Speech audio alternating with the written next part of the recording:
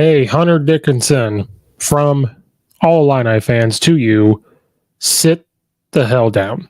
Take a seat. It's over. You can't beat Illinois. You talk all this crap about Illinois fans. You talk about Illinois. Sit down. Never talk about Illinois again. Never, ever talk about Illinois fans because you are a big flopper. You have a weak way to make your post moves. Should be an offensive foul every single time he touches the ball. So Hunter Dickinson, on behalf of all Illinois fans, suck it.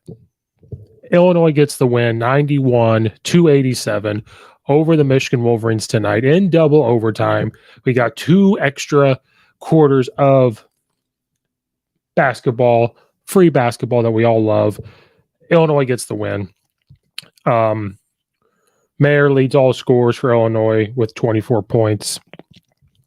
Shannon, 21 points. I will not call him by the wrong name ever again. I don't know why I call him by the wrong name. Terrence Shannon. I always get it mixed up. Don't know why. Terrence Shannon, second leading scorer for Illinois, behind Mayer with 21 points.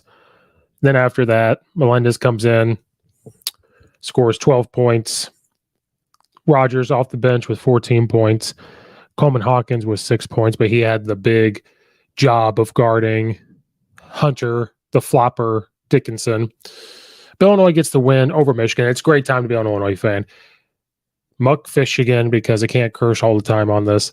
We all hate Michigan. It was a great effort. Great effort. There's always times that Illinois is going to look like they're dead in the water. Looks like they don't have effort. Doesn't look like they just stand around. This game, though, this game has slowly become a rivalry game for sure. They do not like each other. For sure, Illinois does not like Michigan because they've had battles. They've had guys say things to each other on social media. They've had things said publicly. And so this one was a little bit personal. Now, even though Hunter Dickinson on his podcast will probably say something. He did have 31 points. He had 13 defensive rebounds, 16 rebounds overall. He was 14 of 21. One good thing for Illinois about this game, RJ Melendez is playing better. Ever since that moment, I believe he airballed a shot, missed a couple layups. He's played a lot better. He was 3 of 6 shooting, 1 for 1 from the three-point line, 5 for 5 on free throws with his 12 points. I think it is a big spark for Illinois, especially when Illinois does not have Jordan Epps. He ended up with a concussion, ended up going to, I think, not just the doctor, the hospital for concussion from practice. It was good that they said he was going to be fine. He just had concussion. He's got this concussion protocol. So Illinois being shorthanded, coming in, hosting Michigan, great win. Just getting good minutes out of these guys. The minute total, Coleman Hawkins plays 49 minutes, which is a ton. But Danger, you think he would be the one guarding Hunter Dickinson, but I have to give credit. Hunter Dickinson does do some good things. And so Danger was just struggling with guarding him. He only played 17 minutes. But Danger just, when he plays against another guy that has some post moves or play against a guy that can pull him out of the paint a little bit and get by him, he struggles a little bit. So that's why Coleman Hawkins had to play the 49 minutes.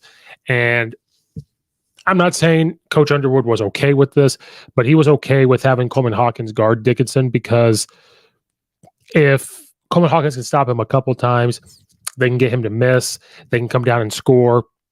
And if Hawkins can spend a lot of his time and energy guarding him, making Michigan work for shots, they're going to do it. Danger matches up better with him size-wise, but it's not the same. And, Danger's post moves are there, but when you play against another big guy just like that, it's hard for him to score. Mayer struggled shooting the ball a little bit, 8 of 20, but he had a couple big shots later on down the stretch. He played 39 minutes. Melendez played 32 minutes. Terrence Shannon played 44 minutes. So they got some big time minutes out of these guys. Ty Rogers off the bench with 33 minutes is a ton. And I know it's because this went to overtime, so this is adding more minutes. But Rogers is fully coming on. He was this defensive guy, this rebounding guy that's going to do the dirty work, and then comes in and shoots 6 of 9 from the field. Overall in free throws, we were 26 to 34, 76.5%. He comes in to score 14 points, does all the dirty work. If he can slowly figure out to be more confident on offense, he is going to do a lot of great things. So Illinois was just getting things left and right. It was a close game. Michigan was just on this high. It's not a great Michigan team, but they were playing with some confidence. They were predicted to be the last four out of the tournament, and I think they knew that. So they were coming in to have this confidence of we can beat Illinois, maybe we get into the tournament. They had that big win over Wisconsin, so they were riding a high. It's not a great Michigan team, but it is a team that is scrappy. I have to give them that, even though I cannot stand Michigan basketball. I cannot stand Juwan Howard now. I cannot stand the players on there. Hunter Dickinson as a flopper. He and LeBron James can go hang out and do whatever they need to do as they figure out how to flop. But I will say an overall game for Illinois. Ultimately, this was effort. Effort was there for Illinois over Michigan. That is what saves them. As a coach, always telling players, especially in basketball, energy, effort, and rebounding will help you win basketball games. And so when Illinois is giving effort and they decide to go rebound and they decide that they are going to get downhill and attack the rim. We talk about Illinois shooting a lot of threes. They took 18 threes. There have been games they have taken 23s, over 23s before halftime. So when Illinois made the decision that, okay, we are going to get downhill, we're going to come off the screens, we're going to keep doing our dribble handoffs, we're going to do the chin cut screen, get downhill, get to the lane, good things can happen. I've said that. We keep settling for these threes unless they are hot. If Mayer's hot, let them go. But we like to settle for these threes. They decided to be tough and go right after Michigan, get downhill, play tough defense, have this high energy and effort, have 45 rebounds, which is a ton of rebounds. When they decide to do that, Illinois is a very good team. And when you do it shorthanded, just means the world. And when you're doing it with guys that normally don't do things, you're looking for danger to do something against another guy with a big guy. When those things happen, Illinois is a great team. And we've said it from the get-go. And then if they can put together them getting downhill, driving to the lane, and the shooting on top of it, they can make some noise in the Big Ten tournament. And they can make some noise into the NCAA tournament as well, because this is a very tall, lengthy Illinois team. This is a team that can shoot and they can drive. It's always a different game. Sometimes it's tale of two halves. Sometimes it's just they decide they're going to settle for all these threes. And that's not always what they need to do. But if Illinois decides to do that, it could be a very, very dangerous team. Now, the big thing that people are talking about is the refs. We kind of have to stop. I'm going to keep complaining about the refs, but I think this is just what it is. There's a ref shortage in high school sports. I guarantee there's a ref shortage if they looked at the numbers in college sports, because who wants to go and get yelled at by people like me, people that might be listening to this or watching? Why would they want to go get yelled at by anything like that? Now, they get paid good enough money. They make more money than we do. But at the same time, this is just what it is. Now, they had a lot of bad calls, or a lot of those goaltending calls that was bad. That block by Coleman Hawkins was a block. Different things like that. And one thing with Hunter Dickinson that I wonder if anybody that listens or watches saw this, I hate the inconsistency and the changes of certain calls. When you're guarding a guy in the post, you cannot put your forearm on them. You can't extend an arm out and all this other stuff. It has to be like chest. In college, I think you can get away with a little bit more of the forearm. But when Hunter Dickinson gets the ball, he immediately gets the ball. And when he starts dribbling, he takes his arm and is like pushing on it like he's a 3-year-old or in third grade, like trying to push, like, get off me, and extending this arm. To me, that's exactly the same if I was guarding a guy in the post and put him arm on him. If he's going to do that to me, I'm going to do it to him. And you saw him do it to Coleman Hawkins over and over and over. And then you saw the flop by Hunter Dickinson.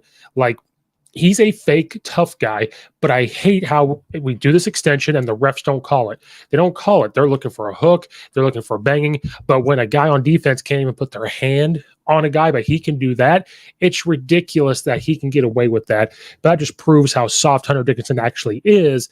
And he loves to just talk about things that he has no understanding about, or just talk about things because he is, well, yeah, we're going to leave it at that. But the refs were inconsistent with their calls. That's just what it is. That's Big Ten reffing. That it's terrible, and we got to get used to it. And it is what it is. It is what it is, and we cannot control it. But it is getting bad. And so the Big Ten, NCAA, or whoever has to sit down and say, okay, we have to figure out this ref problem. But again, nobody's going to do it. Nobody wants to do it. Do you want to do it? I would think about if they wanted to pay me a couple $100,000. But if they're doing it for 50 grand, 40 grand, is it worth it? No. But Hunter Dickinson, you've got to figure out your post moves. You can't be like a fifth grader. And when you're dribbling, pushing, and extending the guy to get off of you, that's like, see, I compare it to when you're getting full court press down the court, we're dribbling and you use this arm to get the guy off. Yeah, you can have your arm out, but you can't push on him.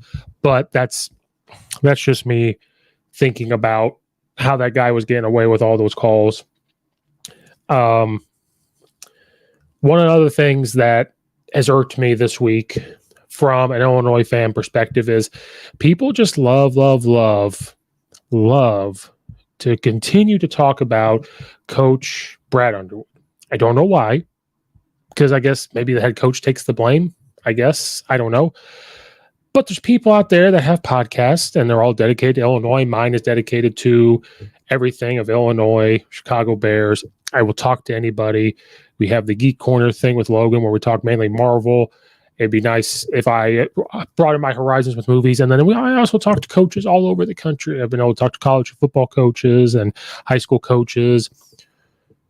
But podcasts out there that dedicate just to Illinois, they literally will put, I saw a post put up, what's your faith in Brad Underwood? Because we lose to Ohio State 72-60 a couple days ago. And immediately it goes to, well, this guy is just an average coach, maybe below average, that can recruit. He just can't coach. This guy just got Illinois to 20-10 with a lot of freshmen, with a ton of guys that were gone.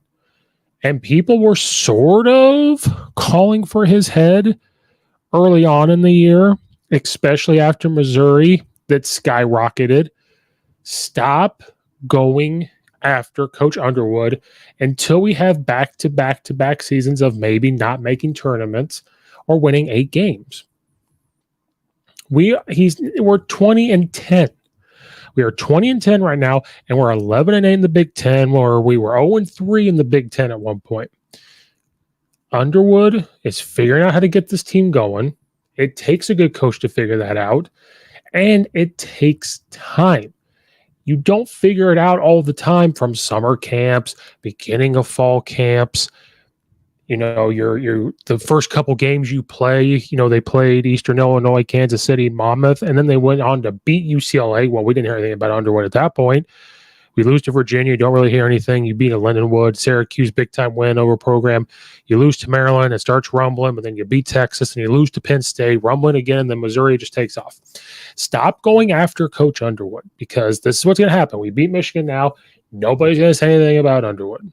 Then if we go on to lose to Purdue in the next game, immediately people are going to say, well, Coach Underwood can't beat Purdue. They can't beat these top-seeded teams, blah, blah, blah, blah, blah, blah. Stop going after Underwood. We are in a great position as an Illinois program. We're in a great position for Illinois fans. Stop going after him. Stop talking about X, Y, and Z. Stop saying, oh, we lose faith in Coach Underwood and all this other crap that you guys love to spew out there about him. Who are we going to have that's better? Oh, I remember seeing a Twitter post about, well, there's plenty of coaches just like Underwood. Stop going after him. Will he make mistakes in a game? Absolutely. But stop with this negativity. As soon as we lose a game, well, he's got to go. Guys, we're 20-10. We are 20-10 with a overhaul of a roster. We have new coaches. Don't forget, we have new assistant coaches. So we have this overhaul of a roster. We have different coaches on this coaching staff. And we are a very young team. I don't care about this transfer graduate stuff and their age. They still have to get used to Underwood. They still got to get used to playing the Big Ten because they were playing in the Big 12. Stop it. They figured it out. If we lose the first round in the NCAA tournament, I would still stand by Coach Underwood until we start having like back-to-back 5-win seasons, 8-win seasons, whatever it is, 10-win seasons, and that's it. Then you can start to go, okay. But he took a team. He's molded it. He's trying to get the culture. It took a little while. He can recruit. He can coach. He can get the best out of those guys. You saw the effort tonight. So can we stop going after Underwood, please? I'm tired of talking about people questioning and what's the faith in Coach Underwood? Is it a 4 out of 10? Maybe you're at a 6, you're at a 5. I'm at an 8, 9, 10 in faith in him. So can we stop it? Just stop going after him, please. Illinois with the big time win over LaFlop. Hunter Dickinson, who can kiss every Illinois fan's ass for talking about Illinois fans and how we act. Well, look, you and Juwan Howard cannot beat Coach Underwood. You can't beat Illinois at all. At all. ILL, absolutely. Illinois, big time win. Hunter Dickinson, again, I'm going to repeat, can kiss all of our asses. He can. Kiss it. You can't beat Illinois. Juwan Howard, you're going to be out of the tournament, buddy. Go slap another coach. Talk about you're going to meet him at the blacktop. Coach Underwood is going to meet you at Pizza Hut, and Coach Underwood's going to be your daddy. That's all it is. So Illinois gets this big time win. Their next one's going to be a big time one versus Purdue. I hope they could be competitive. It's going to be in a couple of days on March 5th, and hopefully they can go in there with the same type of energy. That's what saved Illinois is, they got down in that, the overtime. Energy and effort and rebounding wins basketball games. Melendez coming in with the big points. Coleman Hawkins had to spend a lot of energy wasting down on, LaFlip Dickinson meeting up at Monocle's. That's hilarious, meeting up at Monocle's. People out there don't know what Monocle's are. It's a pizza joint, Central Illinois, small slices, but it's delicious. But it's not as good as up here in the Chicagoland area, but it's still delicious. Got me off topic talking about Monocle's.